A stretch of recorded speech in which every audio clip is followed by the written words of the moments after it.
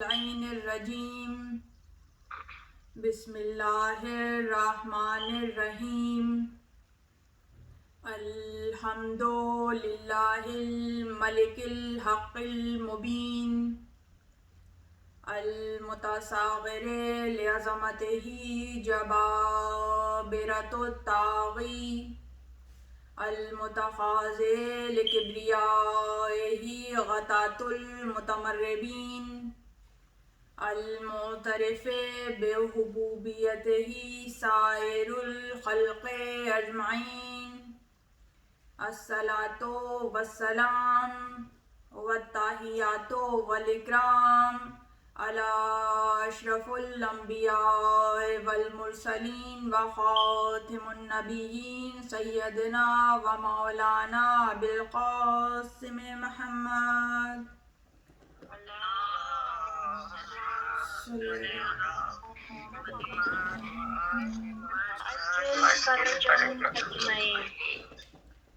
وأهل بيته الطيبين الطاهرين المعصومين المظلومين أما بعد فقد قال الله سبحانه وتعالى في محكم كتابه المبين بسم اللہ الرحمن الرحیم ان الدین عند اللہ الاسلام صلوات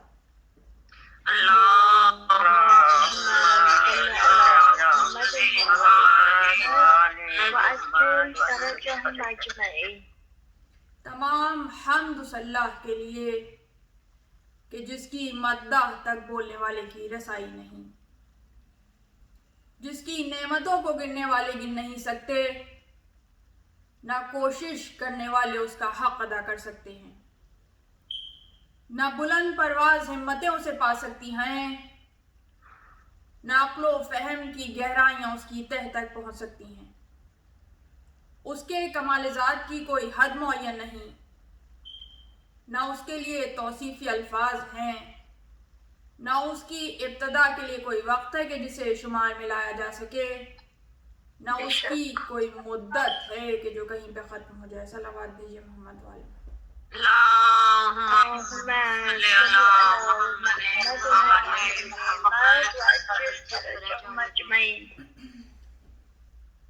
گفتگو آج اپنے تیسرے مرحلے میں داخل ہو گئی اور گفتگو اسلام کے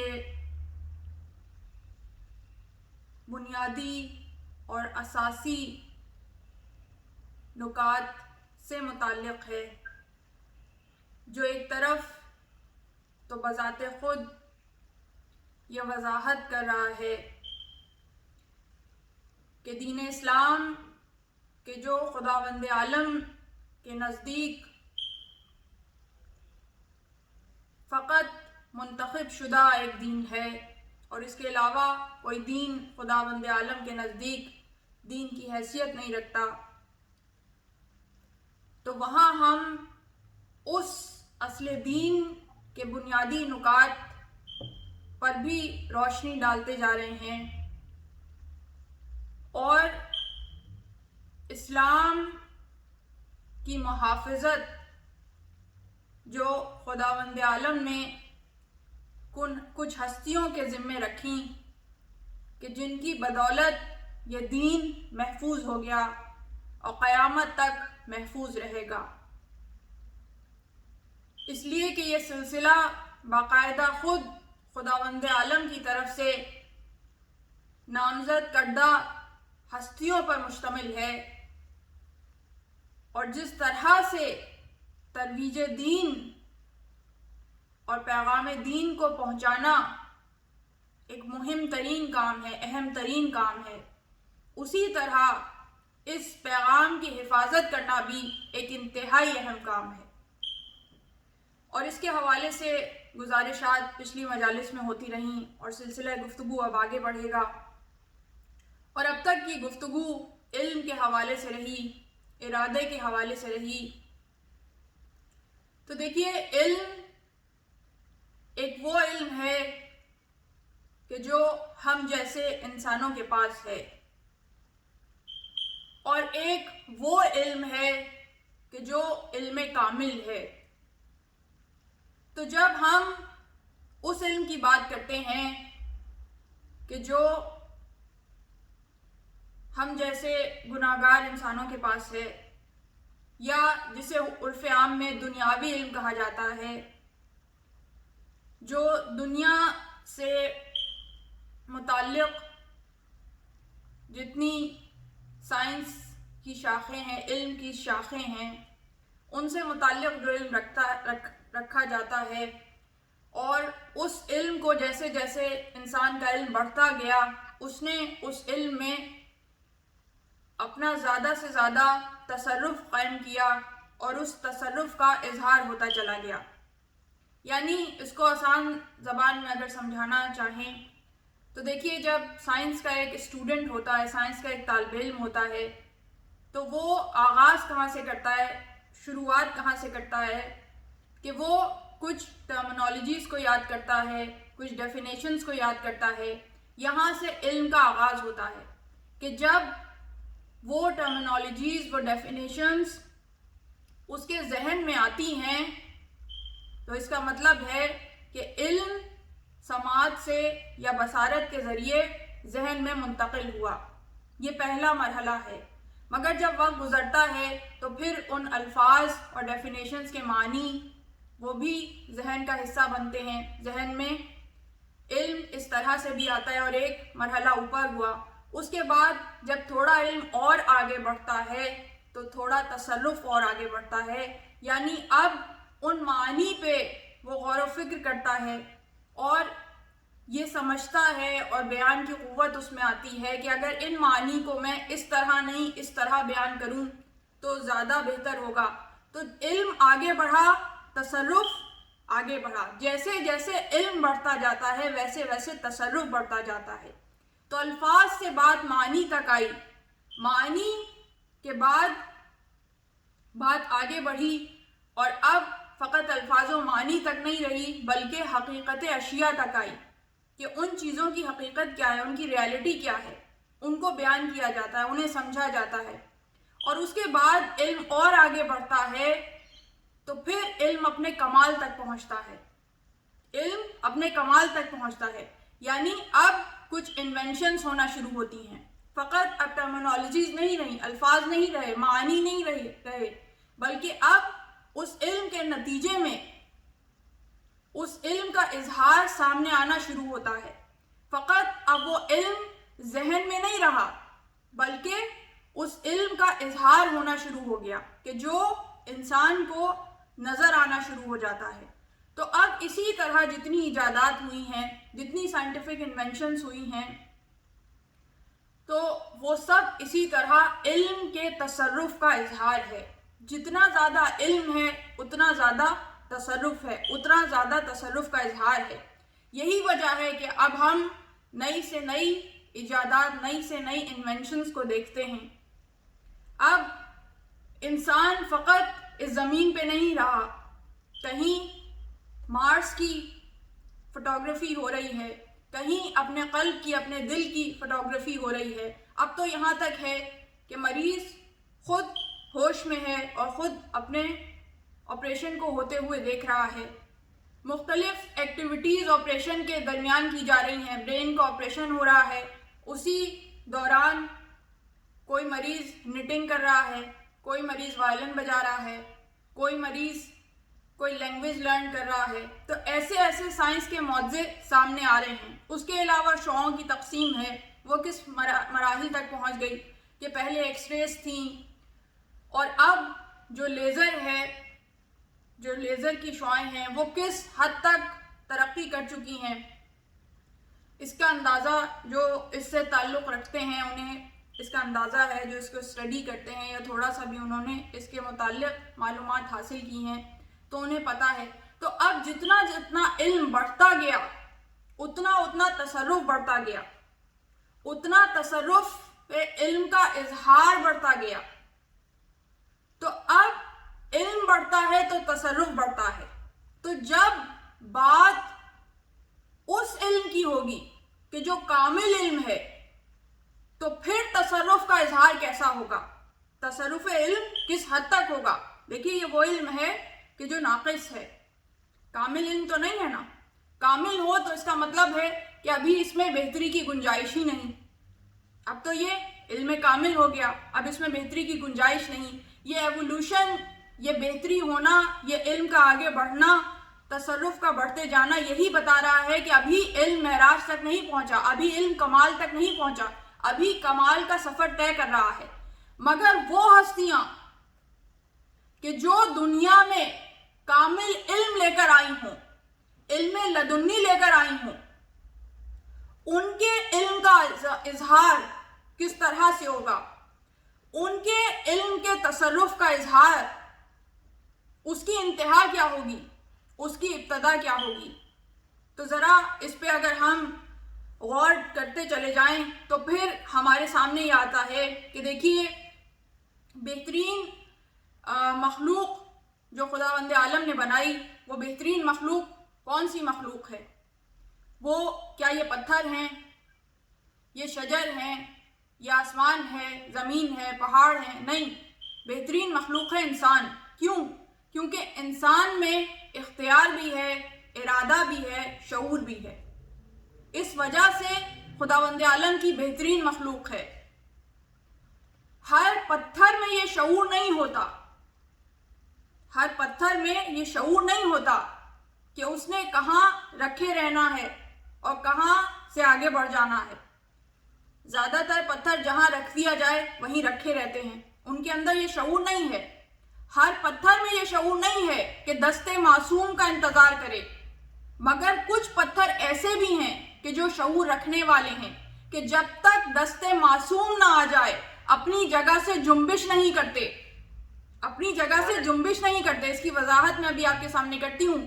ایسے پتھر موجود ہیں تاریخ میں کہ جن کے اندر یہ شعور ہے کہ جب تک دست معصوم نہیں آ جائے گا اپنی جگہ سے جنبش نہیں کریں گے. یہ شعور کس نے دیا؟ خدا نے دیا. خدا چاہے تو جس کو چاہے شعور عطا کرتا ہے، جس کو چاہے شعور عطا کرتا ہے.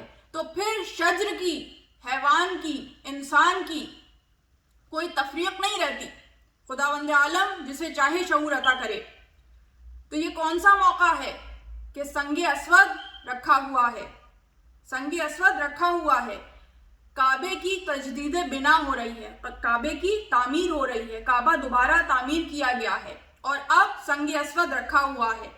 قبائل آپس میں جھگڑ رہے ہیں، ایک قبیلہ کہتا ہے کہ میں رکھوں گا، دوسرا قبیلہ کہتا ہے کہ میں رکھوں گا. سب کے ذہنوں میں یہ واقعہ ہے نا. یہ تو وہ واقعہ ہے کہ جو دینیات کی کتابوں میں شروع ایام میں پڑھایا جاتا ہے کہ جب کعبے کی دوبارہ تعمیر ہوئی تو اب قبائل یہ چاہتے ہیں کہ ہمیں یہ امتیاز حاصل ہو، ہم سنگ اسود کو نصب کریں. مگر سنگ اسود اپنی جگہ رکھا ہوا ہے، یہاں تک کہ وہ آیا کہ جو رحمت للعالمین ہے، وہ دست معصوم آیا اور اس دست معصوم نے آ کر سنگ اسود کو اس کی جگہ پہ نصب کر دیا. اللہم صلی علی محمد وعجل فرجہم اجمعین. تو بات اب یہاں تک آ گئی. اس مقام پر اس بات کو روکتے ہیں کہ دیکھیے کس کا ذکر ہو رہا ہے؟ مدینۃ العلم کا ذکر ہو رہا ہے. ابھی علم کے حوالے سے ہم نے بات کی نا، تو کامل ترین علم کس کے پاس؟ کہ جو مدینۃ العلم ہے، جو شہر علم ہے. تو جو مدینۃ العلم ہوگا، جو شہر علم ہوگا، اس کے علم کے تصرف کا جب اظہار ہوگا تو وہ کس کمال پہ ہوگا؟ ایک عام انسان کے علم کے تصرف کا اظہار میں نے آپ کے سامنے پیش کیا کہ انسان کیسے کیسے کمالات پیش کر رہا ہے. تو اب جب وہ کہ جو مدینۃ العلم ہو، خود اس کے علم کا اظہار کیسے ہوگا؟ تو اس کے علم کا اظہار اس طرح سے ہوگا کہ ابھی دنیا میں آئے نہیں ہیں، ابھی دنیا میں آئے نہیں ہیں، مگر علم کے تصرف کا اظہار ہونا شروع ہو گیا کہ عام الفیل وہ سال کہ جس میں ولادت رسول خدا صلی اللہ علیہ وآلہ وسلم ہوئی ہے. اللہم صلی علی محمد وعجل فرجہم اجمعین. تصرف علم کا اظہار کب سے ہوگا اور کب تک ہوتا رہے گا؟ آپ نے کبھی غور کیا کہ عام الفیل ولادت رسول خدا کا سال کیوں ہے؟ عام الفیل کیا ہے؟ عام الفیل وہ ہے کہ جس میں کعبے کے اوپر ابراہا کے لشکر نے حملہ کیا اور خداوند عالم نے کعبے کو محفوظ کر لیا. ابھی رسول خدا آئے نہیں ہیں، ابھی مدینۃ العلم دنیا میں آیا نہیں ہے، مگر جلال آثار مصطفیٰ ظاہر ہونا شروع ہو گئے. کہ ابھی دنیا میں آئے نہیں ہیں مگر جلال آثار مصطفیٰ ظاہر ہونا شروع ہو گئے. یعنی پتہ چل گیا کہ کوئی آنے والا ہے. کعبے کا اس طرح سے انتظام کیا گیا کہ اسے محفوظ کر لیا گیا. تو جو آثار جلال مصطفیٰ کے ہیں وہی آثار جلال مرتضیٰ کے ہیں کہ ابھی پیدائش 3 دن کے بعد ہوگی مگر آثار علم ظاہر ہونا شروع ہو گیا، تصرف علم ظاہر ہونا شروع ہو گیا کہ پیدائش 3 دن کے بعد ہوگی مگر کعبے میں در آج بن گیا، کعبے میں در آج بن گیا. تو جو معیار آثار علم مصطفیٰ کا ہے وہی معیار آثار علم مرتضیٰ کا ہے. تو اب یہاں سے سلسلہ شروع ہوا اور پیدائش ہوئی رسول خدا کی. تو کعبے کو بچا لیا خداوند عالم نے. اب وہ کعبہ جسے خداوند عالم ابراہا کے لشکر سے محفوظ رکھ سکتا ہے تو وہ کیا سیلاب سے محفوظ نہیں رکھ سکتا؟ لیکن تاریخ نے یہ دیکھا کہ مکے میں سیلاب آیا اور اتنا شدید سیلاب آیا کہ کعبے کی بنیادیں بھی منہدم ہو گئیں. کعبہ سارا کا سارا بہہ گیا. اب آپ دیکھیے مکے میں سیلاب کا آنا اور وہ بھی اس زور و شور سے آنا. تو کوئی اسے سیلاب سمجھے گا اور کوئی اسے آیت الہی سمجھے گا. اپنی اپنی سمجھ کی بات ہے. کوئی اسے فقط سیلاب سمجھے گا مگر کوئی اسے آیت الہی سمجھے گا.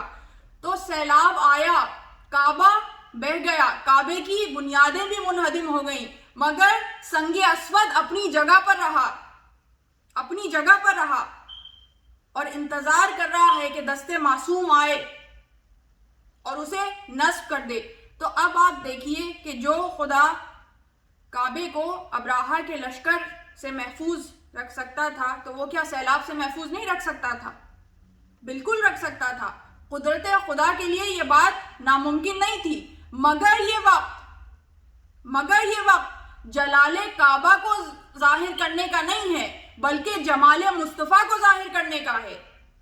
جمال مصطفیٰ کو ظاہر کرنے کا ہے کہ اگر کعبے کو بچایا جائے گا تو اس سے بھی منسلک مدینۃ العلم کی ذات ہوگی. اور اب کعبے کو جب بنایا جائے گا تو بھی اس کی تجدید مکمل نہیں ہوگی جب تک مدینۃ العلم نہ آ جائیں. مدینۃ العلم نہ آ جائیں. تو یہ نشانیاں ہیں، یہ آیات ہیں کہ جو تاریخ میں جا بجا بکھری ہوئی ہیں اور یہ ان کے معجزات میں سے ہیں. کہ دیکھیے معجزے کو بہت شک کی نگاہ سے کچھ لوگ دیکھتے ہیں جو یہ سمجھتے ہیں کہ ہمیں اگر سائنس پہ یقین ہے تو ہم معجزے پہ یقین نہیں کر سکتے. معجزہ وہ نہیں ہے جو آئے دن خبریں آتی رہتی ہیں کہ فلاں جگہ معجزہ ہو گیا، فلاں جگہ معجزہ ہو گیا. معجزے کا تعلق ہے معصوم سے. معجزے کے لیے شرط ہے عصمت. جہاں عصمت ہو، چاہے عصمت نبی ہو یا عصمت امام ہو، وہاں تصرف علم جب ظاہر ہوتا ہے تو وہ معجزہ کہلاتا ہے.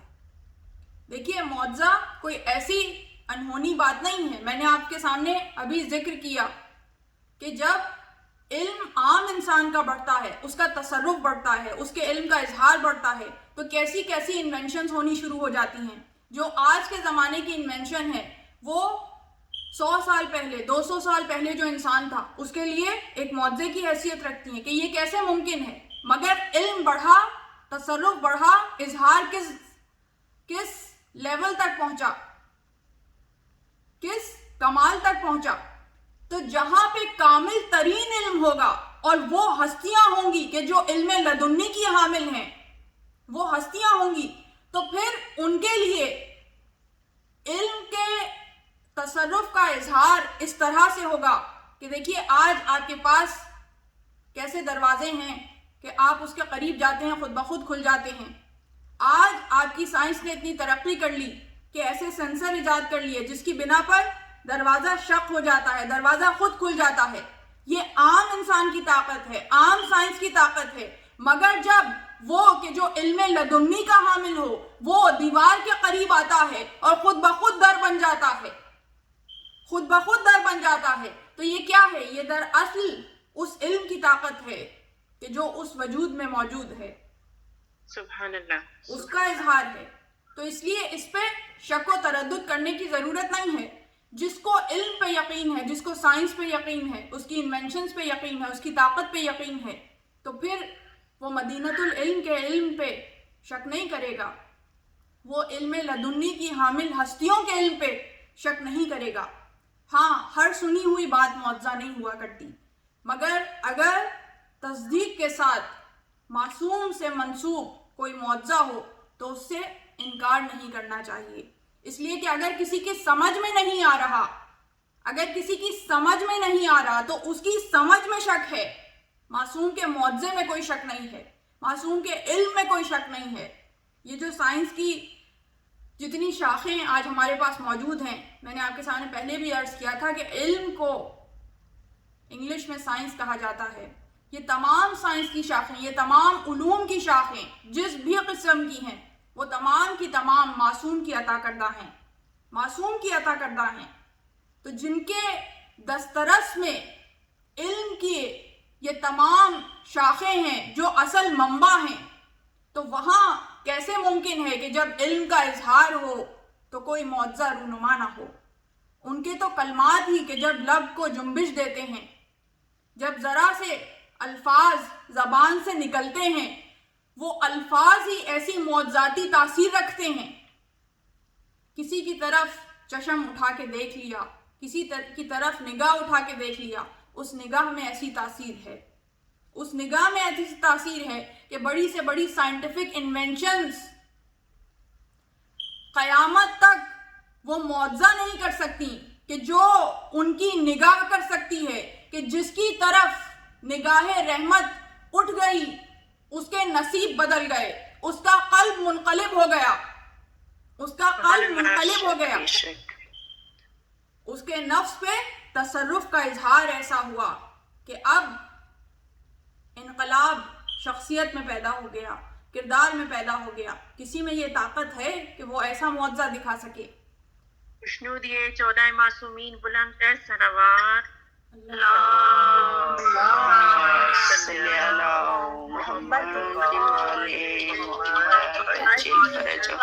نعرہ حیدری یا علی، حیدری یا علی، حیدری یا علی. پر محمد والی بیت محمد بلند تر صلوات.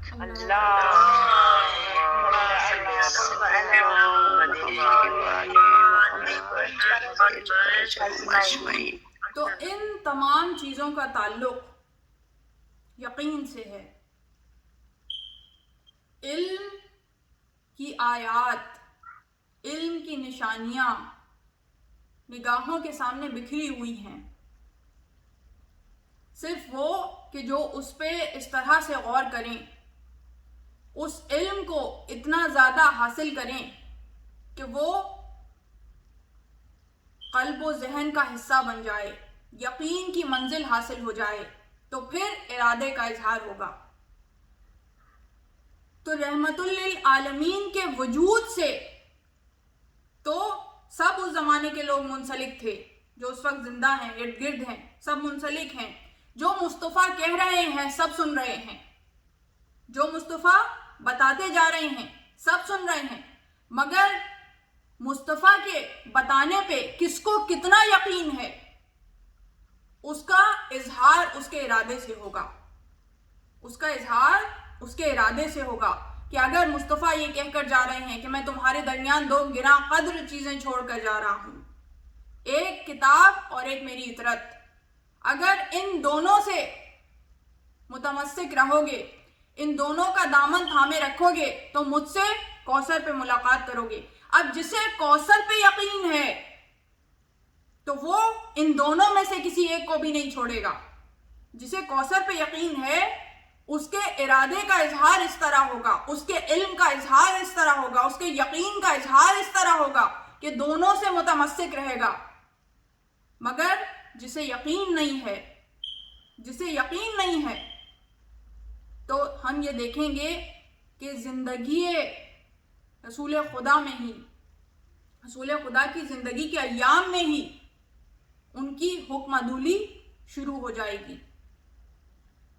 ایسا نہیں ہے کہ رسول خدا کی آنکھ بند ہوئی تبھی لوگوں نے اپنا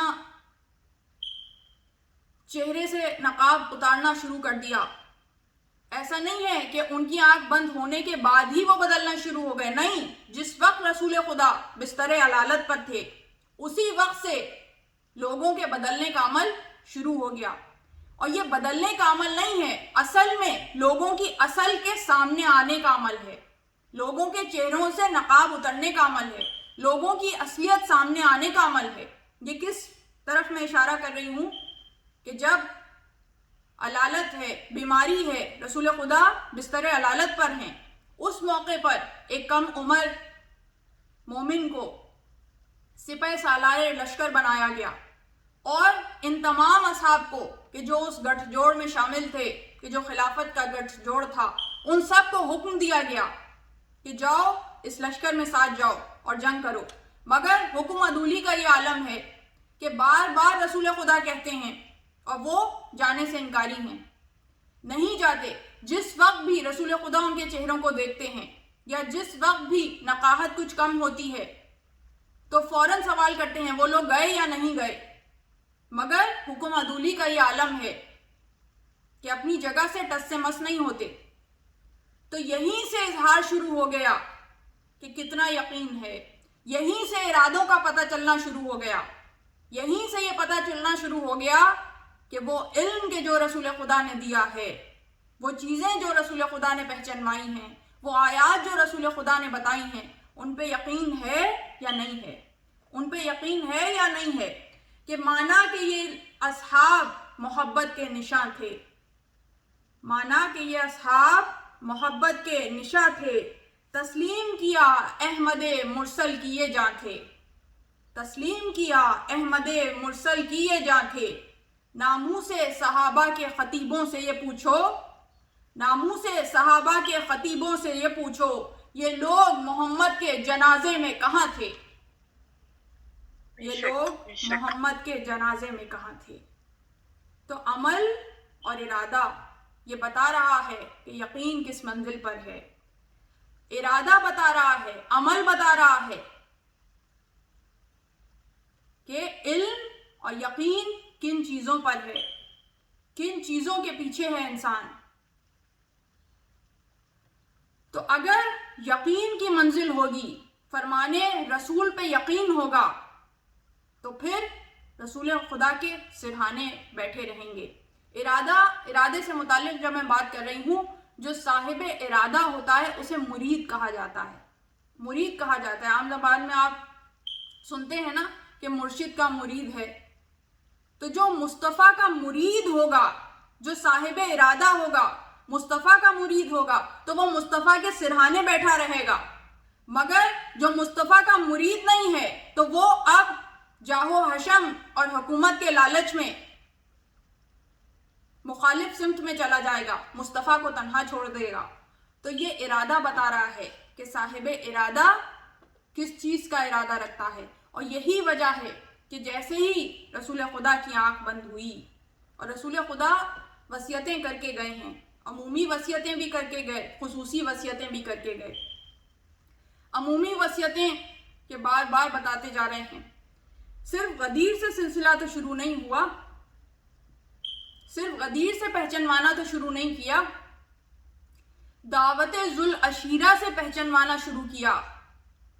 دعوت ذوالعشیرہ سے بتایا کہ کون میرے بعد میرا وصی ہوگا، کون میرے بعد میرا خلیفہ ہوگا؟ دعوت ذوالعشیرہ کہ جس میں پہلی دفعہ پیغام پہنچایا توحید کا، پہلی دفعہ خود کو پہچنوایا کہ میں رسول خدا ہوں، اسی دعوت میں ساتھ ہی ولایت علی کو بھی پہچنوایا۔ تو اب جو یہ سوال کرتے ہیں نا کہ تم نے تو کلمے کو بڑھا دیا، اعتراض کرتے ہیں تم نے تو کلمے کو بڑھا دیا، ہم نے کلمے کو بڑھایا نہیں، تم نے کلمے کو گھٹا دیا۔ جس وقت کلمے کا اظہار ہوا، پہلی دعوت ذوالعشیرہ، پہلی دفعہ جب رسول خدا نے کہا لا الہ الا اللہ، ساتھ ہی کہا محمد الرسول اللہ، اور اسی مجلس میں ساتھ ہی کہا علی ولی اللہ و وسیع رسول اللہ و خلیفتہ بلا فصل، یہ تینوں باتیں بتائیں کہ یہ وہ ہے جو بھی میری مدد کرے گا اسے اللہ دوست رکھے گا، جو میری مدد کرے گا وہ میرے بعد وسیع ہوگا، میرا جانشین ہوگا، اور جو بھی میری مدد کرے گا وہ میرے بعد میرا خلیفہ ہوگا۔ تو یہ تو پہلی مجلس میں بتایا، اور اس کے بعد جگہ جگہ پہچنواتے چلے گئے، مباہلے کے میدان میں پہچنواتے جا رہے ہیں۔ اس گھر پہ ہر صبح کو نماز کے بعد جا کے سلام کر کے پہچنوا رہے ہیں کہ اس گھر کی عزت کا خیال رکھنا، اس گھر کی ناموس کا خیال رکھنا، اس گھر کا احترام کرنا۔ اور یہ کوئی باپ احترام نہیں کر رہا، یہ رسول احترام کر رہا ہے، رسول احترام کر رہا ہے۔ اور کچھ وصیتیں رسول خدا نے خصوصی کی کہ یہ کہہ کے گئے کہ علی جب یہ تمہارا حق نہ دیں تو اس موقع پر تم پائے استقلال کو مت چھوڑنا، کسی موقع پر بھی خدا پر سے یقین کو نہ چھوڑنا، خدا کی راہ میں گامزن رہنا۔ اور علی نے اپنے عمل سے یہ ثابت کیا کہ کس طرح سے، کس شان کے ساتھ وصیت رسول پہ عمل کیا کہ میرا حق کوئی نہیں دیتا تو نہ دے، میرا حق کوئی نہیں دیتا نہ دے، مگر میں اس جگہ سے جنبش نہیں کروں گا، وہ مقام کہ جو مقام مجھے رسول خدا نے عطا کیا ہے۔ اور آپ یہ دیکھیے کہ جس وقت یہ واقعہ ہوا کہ خلافت کے لیے گٹھ جوڑ کیا جا رہا ہے، تو جیسے کچھ واقعات میں نے اس سے پہلے آپ کے سامنے بیان کیے تھے پچھلی مجالس میں، تو اب اسی تسلسل میں کچھ واقعات ہیں کہ جس وقت یہ گٹھ جوڑ ہو چکا تو اس کے کچھ روز کے بعد علی مرتضیٰ نے سلمان فارسی سے سوال کیا کہ جس وقت خلافت کے لیے بیعت لی جا رہی تھی تو سلمان کیا تم وہاں موجود تھے؟ تو کہا کہ جی ہاں یا علی میں وہاں موجود تھا۔ تو کہا کہ سب سے پہلے کس نے بیعت کی؟ سب سے پہلے کس نے بیعت کی؟ پوچھا علی مرتضیٰ نے۔ تو کہا کہ یا علی ایک کبیر السن بوڑھا، یعنی ایک بہت بڑی عمر کا بزرگ، بہت بڑی عمر کا بزرگ جس کی کمر جھکی ہوئی تھی اور جس نے اپنی چادر کو بند کی طرح کمر کے گرد کس کے باندھا ہوا تھا، عصا کو ٹیکتے ہوئے آگے بڑھا، اس کی پیشانی پر دونوں آنکھوں کے درمیان سجدے کا نشان تھا۔ وہ بوڑھا شخص آگے بڑھا اور آگے بڑھنے کے بعد کہا کہ حمد ہے اس خدا کی جس نے مجھے موت سے مہلت دی، جس نے مجھے موت سے مہلت دی، اور میں آج اس دن آپ کے چہرے کی زیارت کر رہا ہوں۔ آپ ہاتھ کو آگے بڑھائیے، میں بیعت کروں گا۔ آپ ہاتھ کو آگے بڑھائیے، میں بیعت کروں گا۔ تو انہوں نے ہاتھ کو آگے بڑھایا، اس بوڑھے نے بیعت کی، اور اس کے بعد وہ یہ کہتا ہوا چلا کہ یہ دن مثل آدم کے دن کی طرح ہے، جس طرح اس دن ہوا اسی طرح آج کے دن ہوا۔ تو علی مرتضیٰ نے سوال کیا سلمان تم نے پہچانا کہ وہ شخص کون تھا؟ کہا کہ میں نے نہیں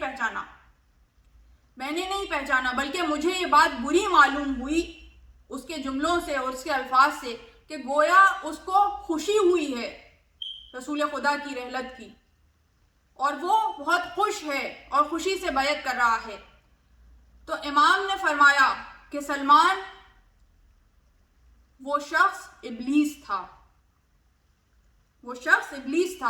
مجھے رسول خدا نے یہ بتایا تھا کہ جس دن خلافت کا یہ واقعہ ہوگا، جس دن خلافت کے متعلق اس طرح بیعت کی جائے گی، تو جو سب سے پہلا بیعت کرنے والا ہوگا وہ ابلیس ہوگا، اور رسول خدا نے یہ بتایا تھا کہ جس دن غدیر خم میں یہ اعلان ہوا تھا تو اس وقت شیطان اور اس کے جتنے پیروکار تھے وہ سب اکٹھا ہوئے اور اس دن شیطان سے کہنے لگے کہ یہ قوم تو قابل رحم ہو گئی، جرموں سے پاک ہو گئی، جرائم سے پاک ہو گئی کہ انہوں نے اپنے نبی کے بعد بھی جو آنے والا امام ہے اس کی نشاندہی کر دی، اس کو پہچان لیا، اب ہم اور تو کیا کریں گے؟ تو اس موقع پر ابلیس وہاں سے غمزدہ اور رنجیدہ ہو کر نکلا، وہاں سے غمزدہ اور رنجیدہ ہو کر نکلا، مگر اس دن کہ جس دن یہ خلافت کا ڈرامہ رچایا گیا، خلافت کا ڈھونگ رچایا گیا، پہلی خلافت کی بیعت کی گئی، تو اس دن وہی ابلیس کہ جب بیعت کر کے باہر نکلا تو اس کے جتنے چیلے تھے وہ سب آگے آئے اور سجدے میں گر گئے اور کہا کہ بے شک تو ہی ہے کہ جس نے آدم کو جنت سے نکلوایا تھا اور ہم تو مایوس ہو چکے تھے۔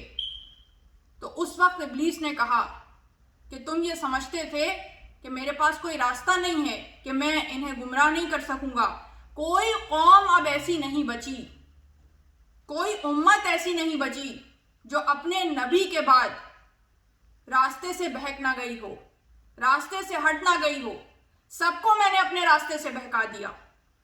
اور اس کے بعد امام فرماتے ہیں کہ جو خداوند عالم کا فرمان ہے قرآن کے اندر کہ سب شیطان کے ظن کی پیروی کریں گے سوائے ان کے کہ جو گروہ مومنین ہیں، سوائے ان کے جو گروہ مومنین ہیں۔ تو یہ آیت اسی واقعے سے متعلق ہے۔ ہماری پروردگار عالم سے یہ دعا ہے کہ خداوند عالم ہمیں ان گروہ مومنین میں شامل رکھے ہے، الہی آمین، الہی آمین۔ اور یہی دراصل امتحان ہے کہ جو روز ازل سے شروع ہوا اور اس وقت بھی ہوا کہ جب آدم کو خلافت دی گئی، اور اس وقت بھی اسی طرح سے یہ امتحان ہوا کہ جب وصی رسول کو خلافت دینے کے بجائے اوروں کو خلافت دی گئی، تو اب یہ ہم پہ منحصر ہے ہم کس کی بیعت کرتے ہیں۔ اس کی بیعت کریں کہ جو لوگوں کے بنائے ہوئے شورا کے ذریعے، لوگوں کی بنائی ہوئی کمیٹی کے ذریعے، لوگوں کے گٹھ جوڑ کے نتیجے میں خلیفہ بنا ہو، بادشاہ بنا ہو، یا اس کی پیروی کریں، اس کی بیعت کریں کہ جس کو خدا نے خلیفہ منتخب کیا ہو۔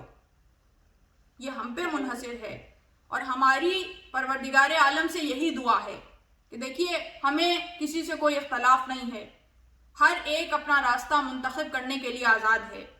انہوں نے ان کا راستہ منتخب کیا، ان کی پیروی کی، ان کی بیعت کی، وجہ کچھ بھی رہی ہو، وجہ کوئی بھی رہی ہو، ان کی بیعت کی، اپنا انتخاب ہے، اپنا اختیار ہے، آپ اپنے راستے پہ چلیے۔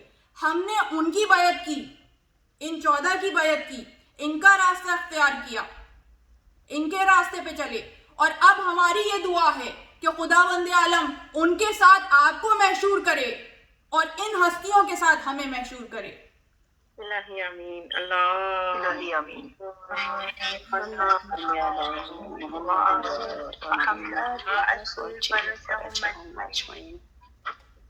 بس یہی دعا ہماری ہے، اور خداوند عالم اگر اس دعا کو مستجاب کر دے تو ہماری تمام محنتیں سوارت ہو جائیں، ہماری اس زندگی کا مقصد حاصل ہو جائے، ہمیں دنیا بھی حاصل ہو جائے اور آخرت بھی حاصل ہو جائے، اس لیے کہ کامیابی اسی کے لیے ہے کہ جو ان ہستیوں کے ساتھ ہے، کامیابی اسی کے لیے ہے۔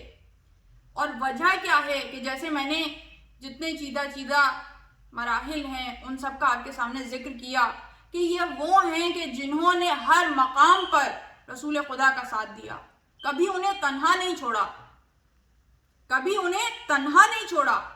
اسی طرح ہماری ذمہ داری ہے کہ ہم ہر موقع پر، چاہے ظاہری طور پہ چاہے باطنی طور پہ، اس لیے کہ ابھی ظاہری طور پہ وہ ان کا وجود ہمارے سامنے نہیں ہے، مگر باطنی طور پہ ہم ان سے منسلک ہیں، ہر طرح سے ہم انہیں تنہا نہ چھوڑیں۔ یہ ہمارے اوپر ذمہ داری ہے جس طرح وہ رسول خدا کے ساتھ ساتھ رہے اس طرح ہم ان کے ساتھ ساتھ رہیں. کیوں ساتھ ساتھ رہیں؟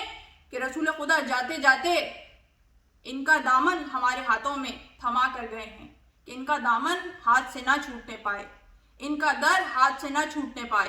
ان سے متمسک رہیں, انہیں تھامے رہیں, انہیں پکڑے رہیں, اس لیے کہ یہ سفینہ نجات ہیں, یہ سفینہ نجات ہیں. اگر ہم ان سے متمسک رہیں, ان سے منسلک رہیں تو ہم کوثر تک پہنچ جائیں گے, حوض کوثر تک پہنچ جائیں گے.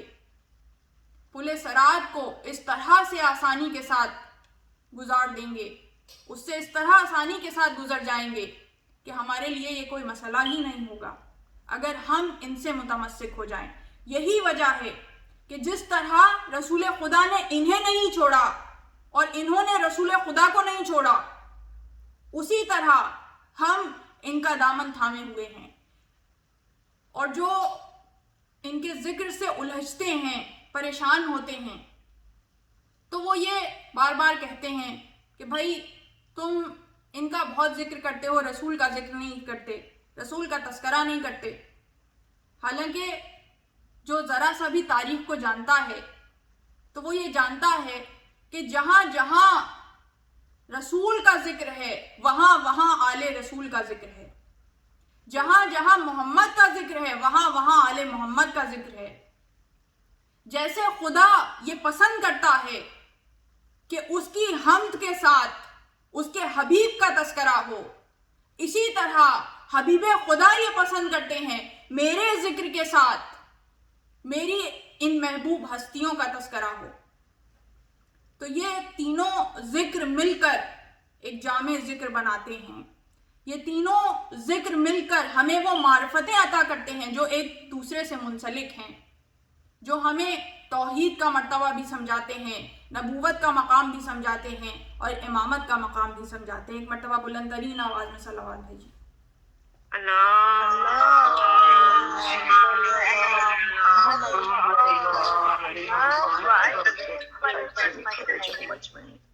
کہ ایک روز ایک صاحب زلف دراز نے, ایک روز ایک صاحب زلف دراز نے ہم سے کہا کہ کب یہ سخنور کی بات ہے, آتا نہیں ہے ذکر رسول خدا تمہیں, بس فاطمہ کی بات ہے, حیدر کی بات ہے. آتا نہیں ہے ذکر رسول خدا تمہیں, بس فاطمہ کی بات ہے, حیدر کی بات ہے. میں نے کہا کہ ذکر رسول خدا کروں, میں نے کہا کہ ذکر رسول خدا کروں, کہنے لگے کہ ہاں یہی جوہر کی بات ہے, کہنے لگے کہ ہاں یہی جوہر کی بات ہے. میں نے کیا جو دعوت اول کا تذکرہ, میں نے کیا جو دعوت اول کا تذکرہ, بولے ہٹاؤ اس میں تو حیدر کی بات ہے, سبحان اللہ. بولے ہٹاؤ اس میں تو حیدر کی بات ہے. میں نے کیا میں نے کہا جہاد پیمبر کروں بیاں, خندق کا ذکر ہے کہیں خیبر کی بات ہے. میں نے کہا جہاد پیمبر کروں بیاں, خندق کا ذکر ہے کہیں خیبر کی بات ہے. کہنے لگے کہ اور کوئی تذکرہ کرو, اس میں تو صاف ذے غم داور کی بات ہے, اس میں تو صاف ذے غم داور کی بات ہے. میں نے سنایا آیہ تطہیر کا نزول, میں نے سنایا آیہ تطہیر کا نزول. بولے کہ گھر میں رہنے دو یہ گھر کی بات ہے, بولے کہ گھر میں رہنے دو یہ گھر کی بات ہے. میں نے نبی کی بت شکنی کا کیا جو ذکر, میں نے نبی کی بت شکنی کا کیا جو ذکر. کہنے لگے کہ دکھتی ہوئی رگ نہ چھیڑیے, پائے علی اور دوش پیمبر کی بات ہے, پائے علی اور دوش پیمبر کی بات ہے. میں نے سنایا جب شب ہجرت کا واقعہ, میں نے سنایا جب شب ہجرت کا واقعہ. بولے کہ یہ رسول کے بستر کی بات ہے, بولے کہ یہ رسول کے بستر کی بات ہے. میں نے نبی کے آخری حج کا کیا جو ذکر, میں نے نبی کے آخری حج کا کیا جو ذکر. بولے کہ یہ غدیر کے منبر کی بات ہے, سبحان اللہ. بولے کہ یہ غدیر کے منبر کی بات ہے. میں نے کہا کہ ذکر نبی کس طرح کروں, میں نے کہا کہ ذکر نبی کس طرح کروں. احمد کی بات بات میں حیدر کی بات ہے, سبحان اللہ. احمد کی بات بعد میں ہے حیدری حیدری حیدری نعرہ صلوات.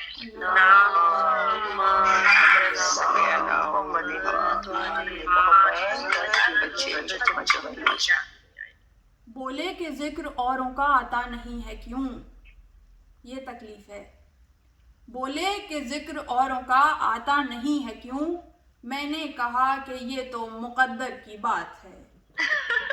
میں نے کہا کہ یہ تو مقدر کی بات ہے. ایک مرتبہ بلند ترین آواز میں خوشنودی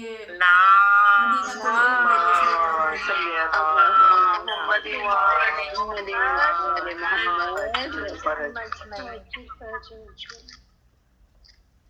تو یہ وہ حقائق ہیں کہ جو ہمارے پیش نظر ہونے چاہیے، اور یہی حقائق دراصل عقائد کی جان ہیں، اور یہ ضروری ہیں کہ ہم اپنی آنے والی نسلوں تک منتقل کریں پورے دلائل کے ساتھ، پوری تفصیل کے ساتھ. اس میں کسی کی تضحیق کرنا مقصد نہیں ہے. اب یہ سارے حقائق میں نے آپ کے سامنے پیش کیے بغیر کسی کو برا بھلا کہے، بغیر کسی کو گالیاں دیے. یہ منع ہے کہ آپ پبلکلی کسی کے بڑوں کو برا نہ کہیں، یعنی کہ بدزبانی نہ کریں، برے الفاظ کا استعمال نہ کریں، گالیاں نہ دیں، جذبات میں نہ آئیں. مگر اس کا مطلب یہ ہرگز نہیں ہے کہ اپنے عقیدے سے دستبردار ہو جائیں. اتحاد بین المسلمین کا مقصد یہ ہے کہ دوسرے کا احترام کریں، بدزبانی نہ ہو، بات بگڑے نہیں. مگر اس کا مطلب یہ نہیں ہے کہ اپنی نجی محفلوں میں آپس میں بھی اپنے بچوں کے ساتھ، نوجوانوں کے ساتھ بھی آپ تذکرہ بند کر دیں. نہیں، وہاں حق کا اظہار ہم پہ لازم ہے.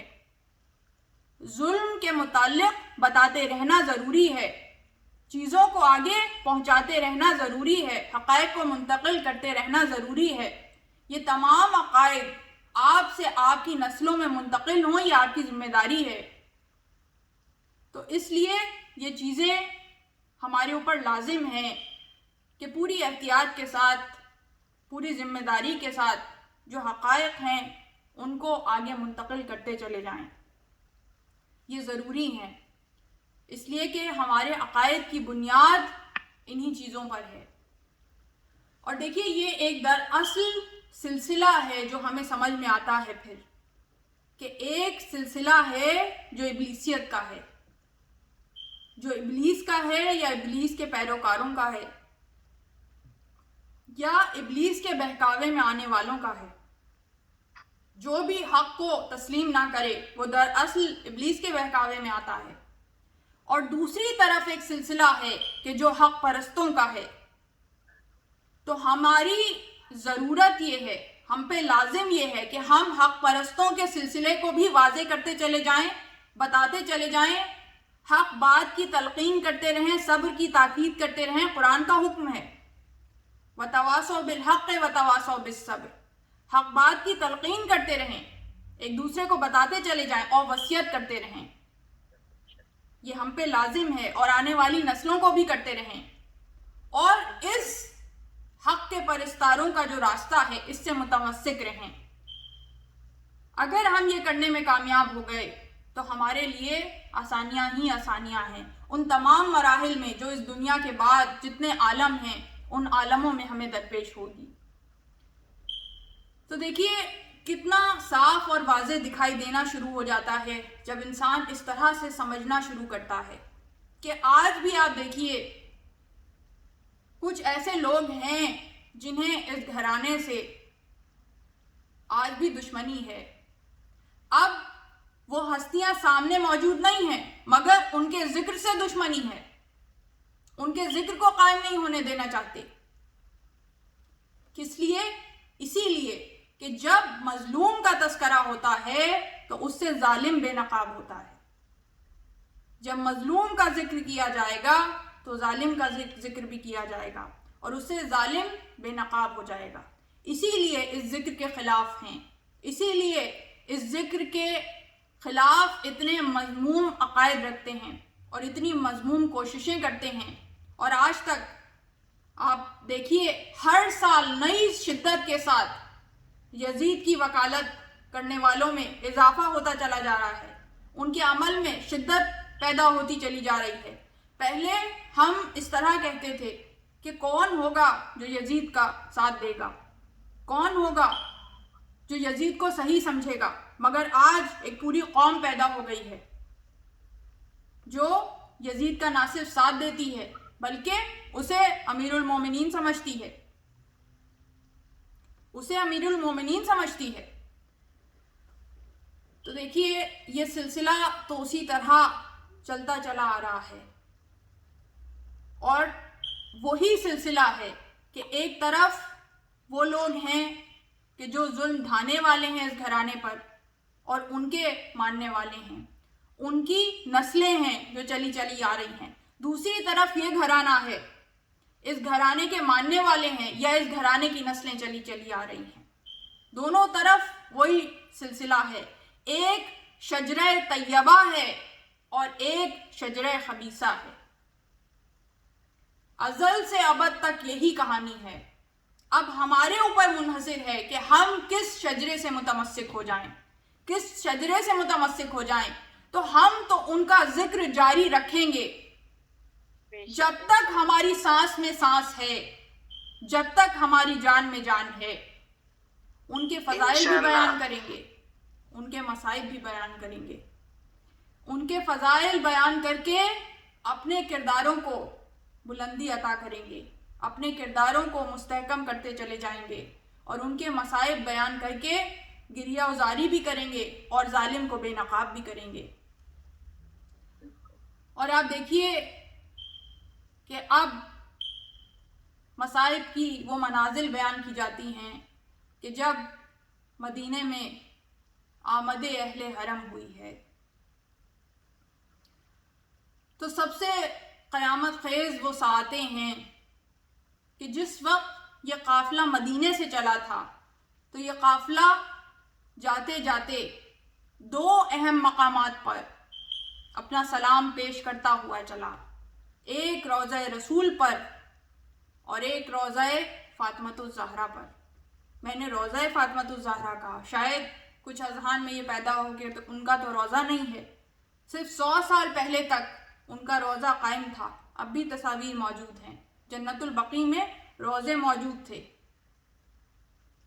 مگر انہی کی نسلوں نے، انہی کے آباء و اجداد نے ان روضوں کو مسمار کر دیا، تو وہ دشمنی نظر آتی ہے کہ اس شجرہ خبیثہ میں وہ دشمنی پنپی چلی آ رہی ہے۔ تو یہ وہ ایام ہیں کہ جب اب آمد اہل حرم ہے تو آنے کے بعد بھی انہی دو مقامات پہ سب سے پہلے حاضری دی جا رہی ہے، انہی دو مقامات پر اس طرح تڑپ کر آنے والے پہنچ رہے ہیں کہ جب اس مقام سے بچھڑے تھے تو اب آنے کے بعد اپنا درد دل ادھر آنے کے بعد بیان کر رہے ہیں۔ تو زینب کبریٰ کہ جو سب سے ممتاز شخصیت ہیں اہل حرم کے درمیان، تو سب سے پہلے روضہ رسول پر آئیں اور آنے کے بعد بہت دیر تک قبر رسول پر گریہ کرتی رہیں، سر جھکا کے گریہ کرتی رہیں۔ اس کے بعد ایک مرتبہ سر اٹھایا، کہا کہ نانا اب مجھ میں کچھ کہنے کی سکت نہیں رہی، نانا میں زیادہ مصیبتیں بیان نہیں کر سکتی، نانا میں نے بہت خطبے دیے، تمام مصیبتیں نہیں بیان کروں گی، فقط ایک مصیبت بیان کروں گی، یہ وہ مصیبت ہے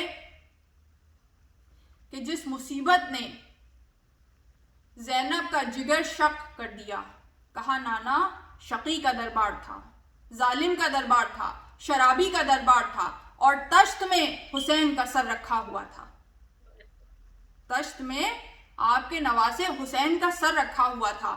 نانا ایسے میں ظالم نے ایک چھڑی سے گستاخی کرنا شروع کی، اس چھڑی کو دندان مبارک پہ مارتا جاتا تھا، کہتا تھا اینا ضربو یا حسین، حسین تو نے میری ضرب کو کیسا پایا، میری ضرب کو کیسا پایا؟ اور اس کے بعد اس چھڑی سے حسین کی زلفوں کو جھٹکتا تھا، اور اس کے بعد نانا قیامت ہو گئی کہ اس نے وہ چھڑی حسین کے لبوں پر مارنا شروع کی اور کہتا تھا کہ حسین یہی وہ لب ہے نا کہ جس کے بوسے رسول خدا لیا کرتے تھے، جس کے بوسے رسول خدا لیا کرتے تھے۔ اور نانا اس وقت قیامت ہو گئی جب اس شقی نے اپنی چھڑی سے حسین کی کٹی ہوئی گردن پہ ضرب لگانی شروع کی،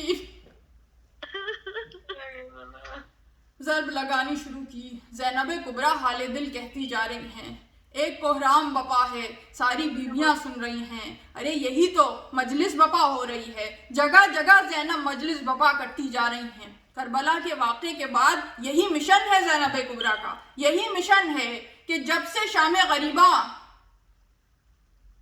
کربلا کے میدان میں اتری ہے، تب سے زینب کبریٰ کا کام ہی یہ ہے کہ ان مصائب کو بیان کرنا، جہاں موقع ملتا ہے اظہار کرتی ہیں۔ اس کے بعد جب کوفے میں گئی ہیں، کوفے میں اظہار کیا، شام میں گئی ہیں، شام میں اظہار کیا، زندان میں جب عورتیں ملنے کے لیے آتی ہیں ان کے سامنے اظہار کیا، اور اس وقت کہ جب رہائی ملی تو 10 روز تک مجلس عزا منعقد تھی، اور اب مجلس عزا کہاں کی جا رہی ہے کہ جو روضہ رسول ہے، اور سننے والے اہل حرم ہیں، سننے والے اہل مدینہ ہیں، ایک بکا بلند ہے۔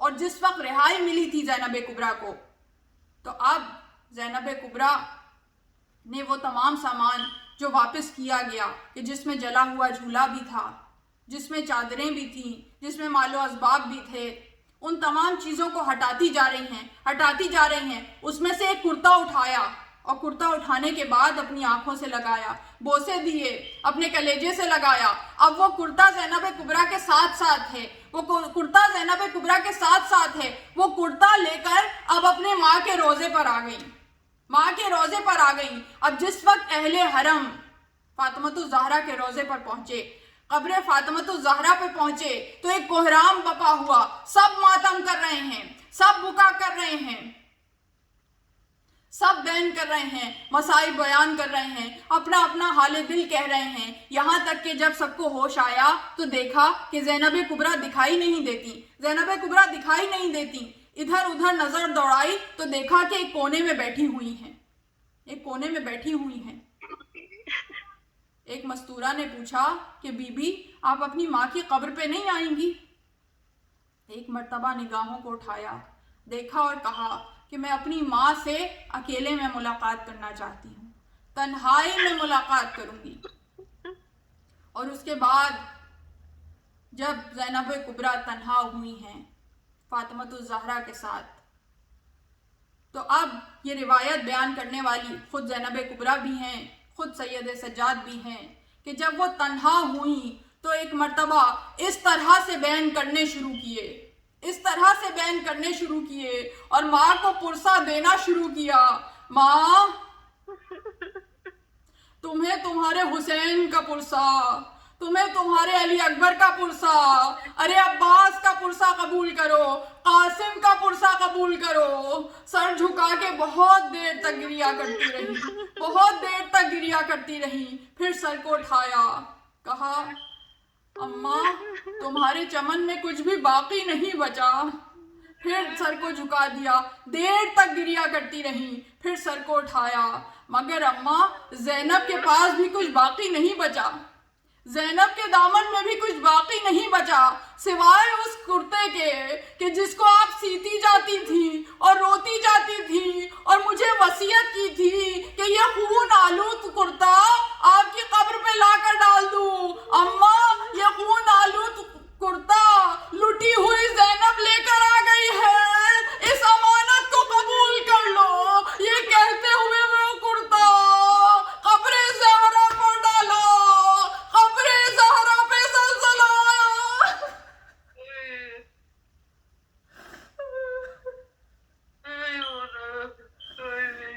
لعنت اللہ علی القوم الظالمین۔ بی بی ہمارا پرسہ قبول کیجیے گا، ہمیں کوئی غم نہ دیجیے گا سوائے غم حسین کے، ماتم حسین۔ جزاک اللہ خیر۔ یا حسین یا حسین یا یا حسین یا یا حسین حسین یا یا حسین